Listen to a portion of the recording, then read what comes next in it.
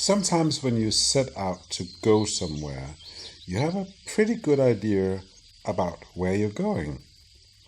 And on the way, you sort of lose that feeling of destination. Now, this story starts so very far back in time, and also very far from here. When the universe emerged, there was a you could call it an entity of light who simply started to move, and it moved with a certain destination and purpose. It started at almost no speed, and it slowly accelerated into unbelievable, enormous speed. The funny thing is that this piece of light was not hitting anything, so it was never seen when it moved through the universe.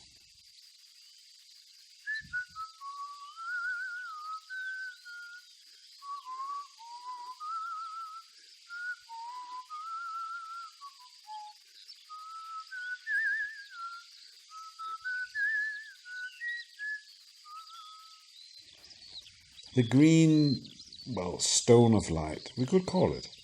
A jewel, maybe. It seemed like it from the very beginning had a pretty good idea where it was going, what its destination was. One magic day, it hit Earth. And it hits an ocean nobody really heard of. It did not even have a name at that time.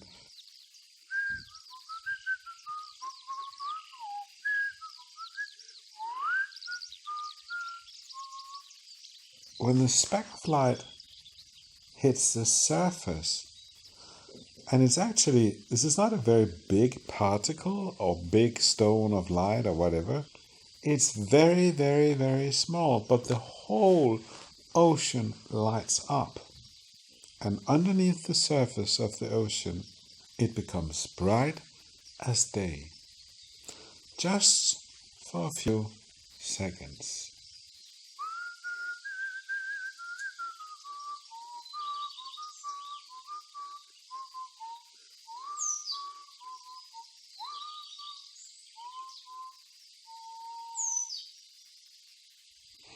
There's many stories of this is the ocean which gave birth to the mermaids.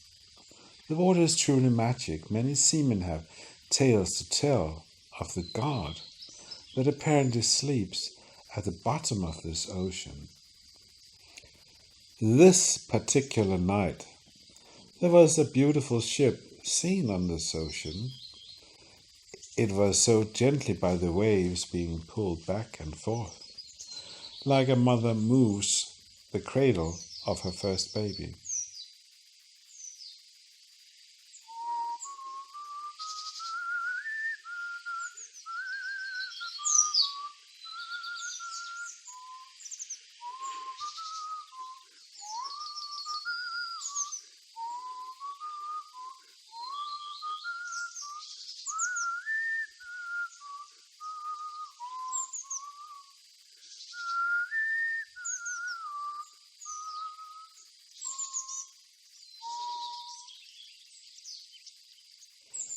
In the front of the ship there was a young man standing, alone, looking down in the ocean, but his eyes did not really see anything, as he was blinded by sorrow.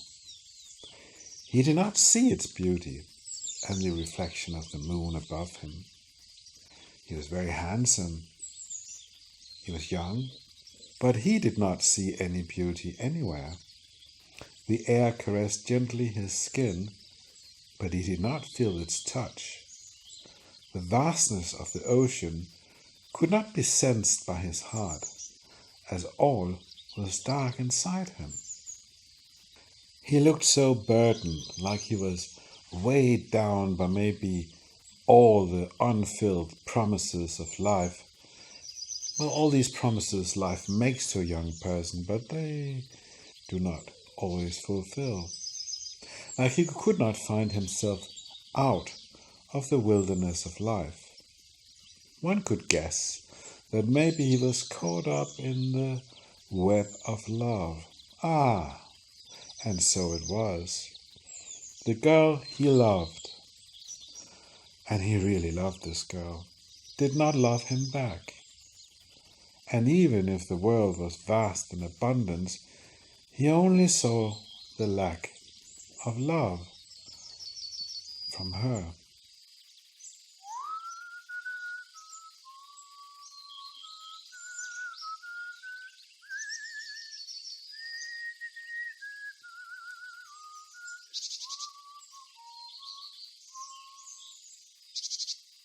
He looked into the depths of the ocean and wondered if all these thoughts of despair would cease down there in the water. He thought about his father, who he had promised so much, but it seemed so far away now, and he almost without knowing it decided to give up.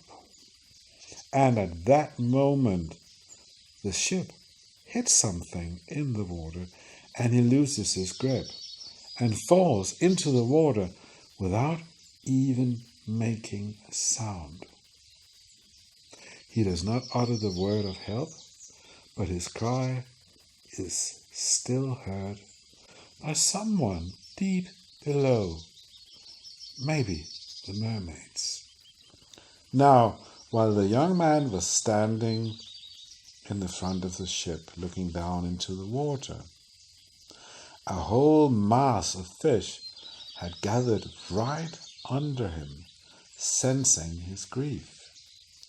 They actually were swimming very, very close to each other.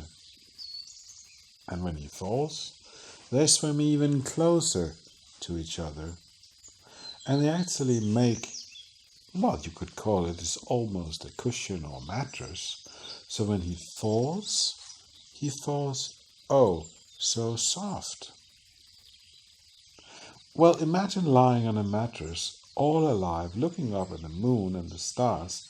It is so peaceful, and as he has not slept for many nights, he falls finally asleep. His dreams are very sad at first, but it is strange. It feels like every time he dreams a sad thought, it falls down to the bottom of the ocean. It is like he can only hold on to the good thoughts, and at last he dreams of life. Well, they're just dreams of life should be, and almost all is still and slow. And in these dreams, everything makes sense.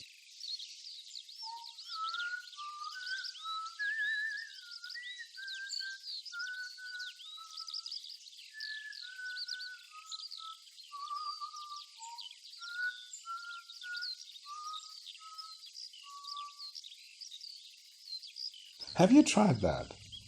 Have a dream where everything makes sense.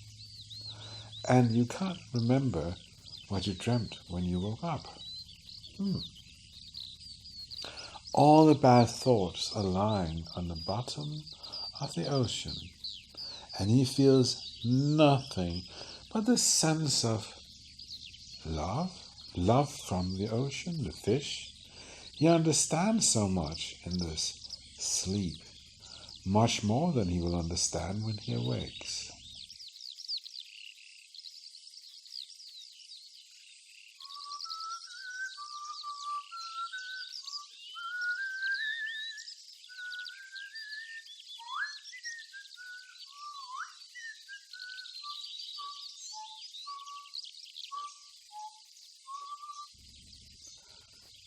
When he awakes, it's still very early in the morning. He noticed the smell of salt. He can feel the fresh air and the waves. But he can't remember anything, not only of the night before, but anything. He does not know his own name, what he's doing there. But he's really not worried about it. He's just opened his eyes and looked up into the skies above him are still a bit dark, and then it slowly gets lighter, and for a while he just simply lie and notice the wind, the different birds, nature awakening. He finally very casually gets on his feet and starts walking along the beach.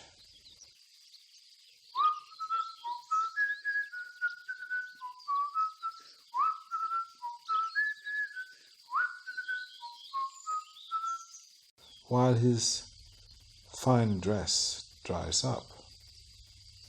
At some point he noticed there is a different scent in the air, and he turns towards the land and starts walking into the land. He picks up speed and walks faster and faster. He enjoys how the body smoothly does exactly what he wants it to. He actually gets a bit playful, he starts jumping from one top of a stone to another. Along the road there is different stuff where he can challenge his balance, and so he does. He is like but a child, but a very powerful child. He comes to a small farm where there is some animals outside. A cow, some hens, an old horse, and a sheep. The cow looks at him and greets him loudly. The young man starts to laugh, and the cow makes even more noise, so the young man laughs even louder. And all the commotion makes the people living in the farm come out to have a look. They look at him with surprise, but the surprise seems to grow more as they look at him. They smile and very friendly, but he can see there is something about the way he looks which they also find a bit frightening. Or at least they look a bit nervous, he thinks. So he quickly greets them very warmly, and then he moves on along the road.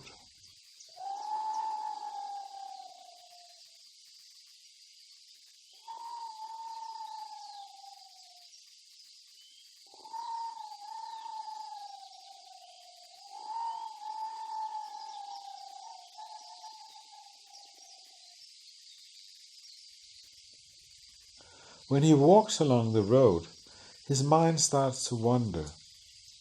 He thinks about the people who have built this road, how long time it has taken them, how many people that has walked here before him, and what their lives were like and what their lives would be like.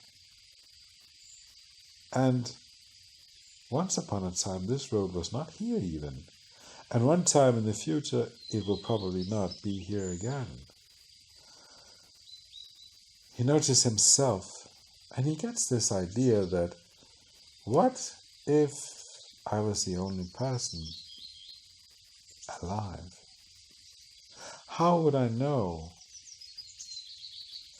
if everybody else is not just an illusion? He thinks of the moon and gets this thought that maybe, unlike the moon, I can only be seen because there is some light shining on me. Maybe, and he thinks, and he ponders this, and he thinks about all sorts of important things, and it feels like that these thoughts have been waiting to come out and just simply run their course.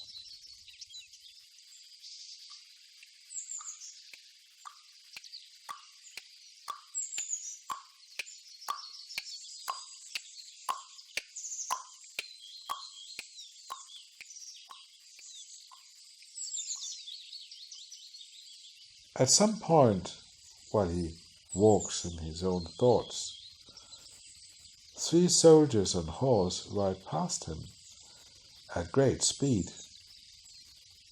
And he turns around and looks after them. And he notices that they actually stop down the road. And it seems like they're pointing towards him, and they seem to be discussing something. The young man notices this, but it doesn't really worry him. After a while now, he notices that the two soldiers now follow him at a distance. Then they slowly ride up to him.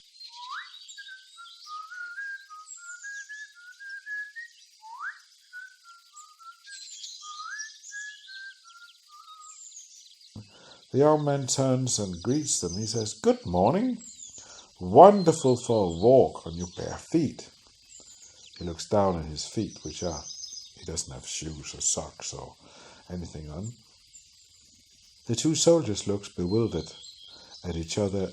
Then they nod their heads and rides back a bit. The young man notices that they keep on following him, and he waves at them. For some reason then, they start walking next to their horses, and he noticed that it seemed like they also have taken off their boots and are also walking barefooted on the road, just as the young man.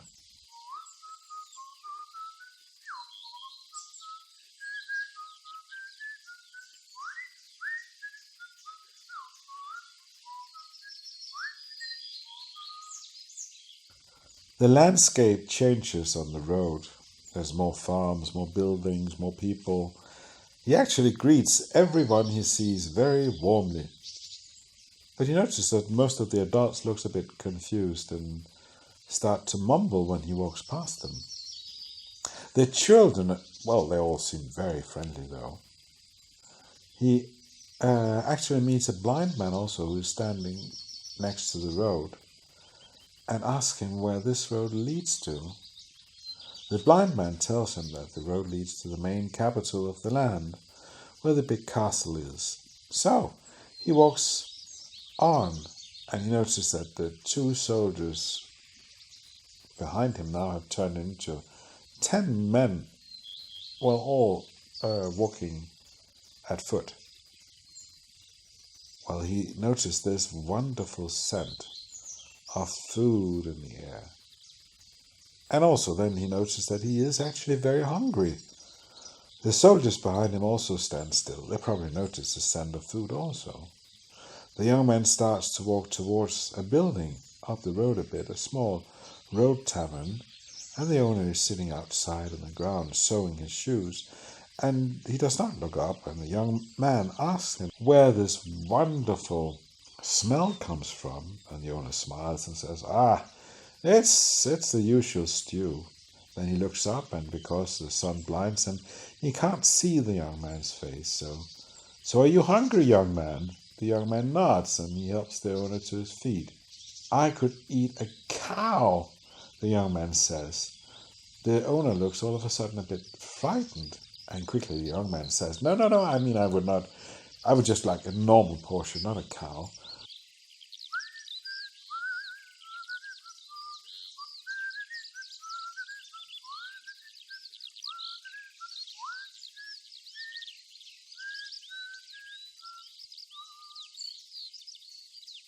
The owner nods his head very vigorously many times and runs off. And you can hear he starts talking very fast inside to someone in there, and there's some noise. The soldier has also slowly moved closer. "So, are you all as hungry as I am?" The man in front, dressed more posh than the rest of them, he nods his head and says, Yes, indeed." The young man interrupts as the owner now stands with a bowl of food in the door. "Ah, wonderful!" he exclaims and walks towards the owner of the tavern. "Do you have enough food for these brave men?" The owner looks at the 10 soldiers and nods. The young man takes this bowl of food and sits himself under a tree. The dog of the place comes over to him and licks his feet. He laughs and gives the dog some of his meat. Life seems very simple and very good. While he eats his food, he looks at the soldiers who also decide to sit outside in the great weather and eat their food. He studies each of them at a distance and wonder about what they think about life, and if the food just tastes as good to them as it did to him. After the young man has finished eating, he goes to the keeper of the tavern, smiles, and really compliment him on his food. He tells him that it's actually the best meal ever.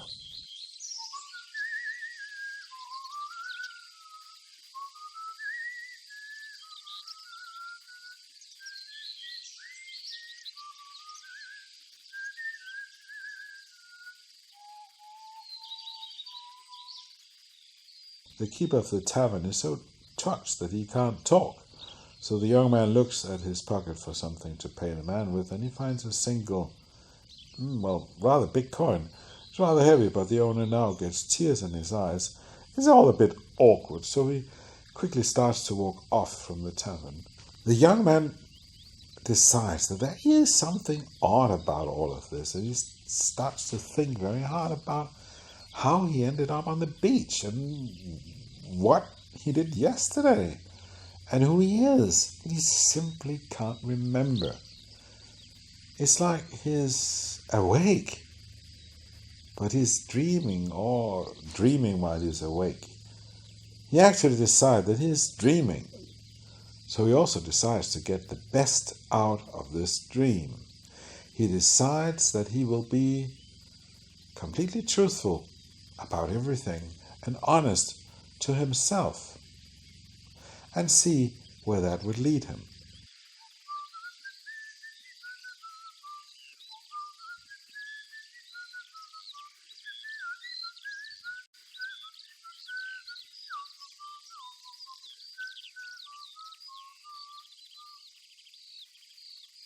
When he gets to the gates of the big city, he looks very stern at the gatekeeper. Just to try not to smile at everybody, and the gatekeeper moves back like he was hit with lightning and walks to the side so the young man can enter. Well, he thinks he's dreaming, so he thinks he might as well try different things. It seems to him in his dream that he can do anything and get away with it. So he starts walking straight towards the castle, which for some reason seemed very strangely familiar. When he comes to the castle, there's a man greeting him very friendly. He bows down and asks him if he is hungry, and the young man says, "No, but I would like something anyway. I would like to eat something unusual." He is then led to a beautiful dining room and fed an amazing meal. The whole evening he is served food, and there is dancers and acrobats performing, and he has a wonderful evening. Everybody seems very friendly, but he has this odd feeling that this is unreal, and people around him, they're somehow playing a part, and it all has to end now.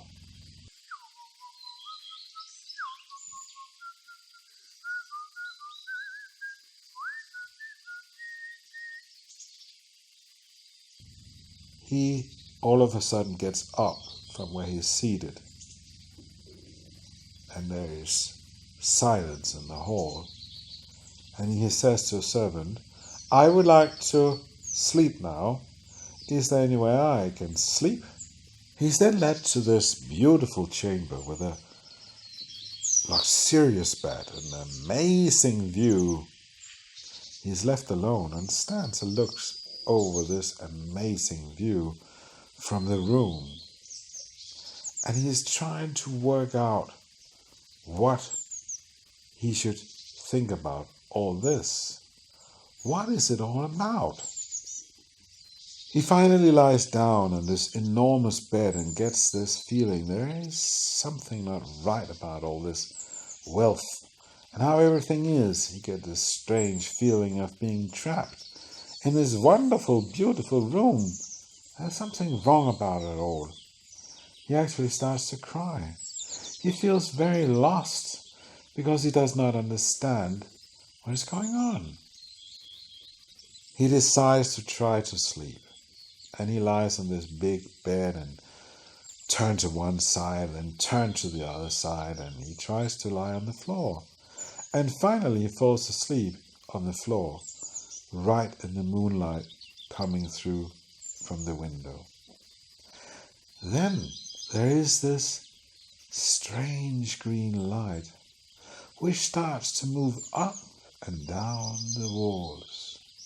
And in his dreams, he dreams a dream about a young king who loses his heart to a common girl, and the common girl does not want him. And then the king tries to force her to love him, and it fails. He wakes up in sweat and does not know if he is dreaming or if he is sleeping, but the green light starts now to move so gently up and down the walls that he falls asleep again.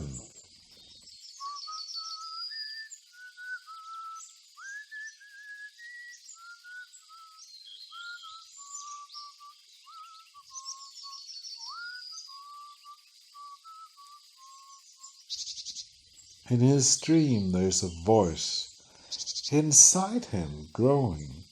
This voice is his own. It does actually not say a specific thing. There is just this voice. And he knows that he has been dreaming when he was awake. And he has been awake but still dreaming. And now would be the time to come where he would need to be awake and see all as it is, as it was, and as it will be.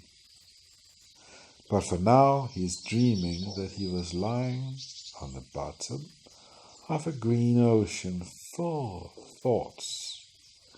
Each thought had been floating around in the ocean for a while he is dreaming that he lies on the bottom of the ocean and looking up through the green water on all these thoughts.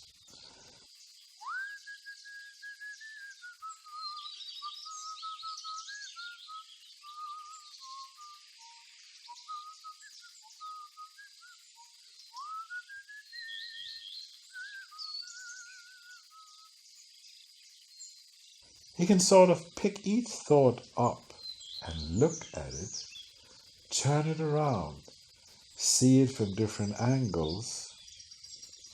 Some of them are horrible thoughts, but when you turn them, there is another layer. There is something to be known about this thought. He keeps looking, and the water simply brings him all his bad thoughts, and he turns them and looks at them and sort of understand what it's all about. There's been so many choices, you see, choices that he has made, choices which has led to his confusion, but slowly all the illusion disappears and the bewilderment disappears, and his imagination starts to take the thoughts and throw them into new combination where there is opportunity and there is possibility.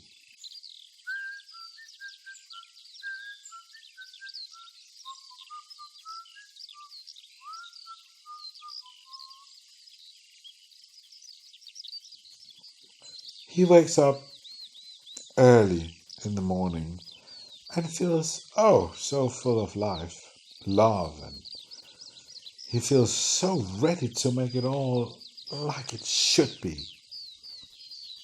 He looks at the sun rising above the capital and know who he is. He knows that this is actually his bed.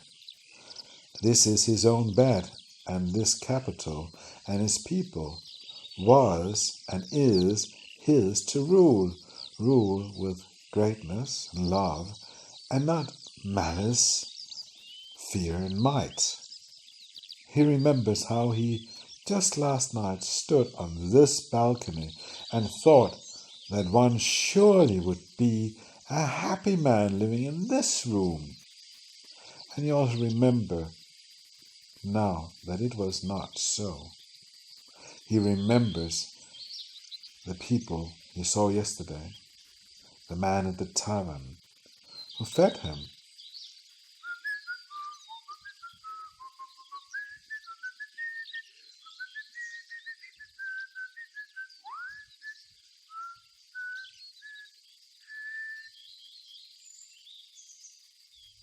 He dresses himself in front of the mirror and feels, well, kind of reborn. He knows that many of his deeds have been wrong, very wrong, and many things needs to be put right. He gives himself absolution for his own sins and shortcomings and walks out of the room. And on the way down to the eating hall, he greets all he meets, servants and soldiers, and each of them he sees as a person. He noticed their faces, actually many for the very first time, and he feels their gazes upon him. This is the first day of a new life, or the end of an old life, but now a life he is running away from no more.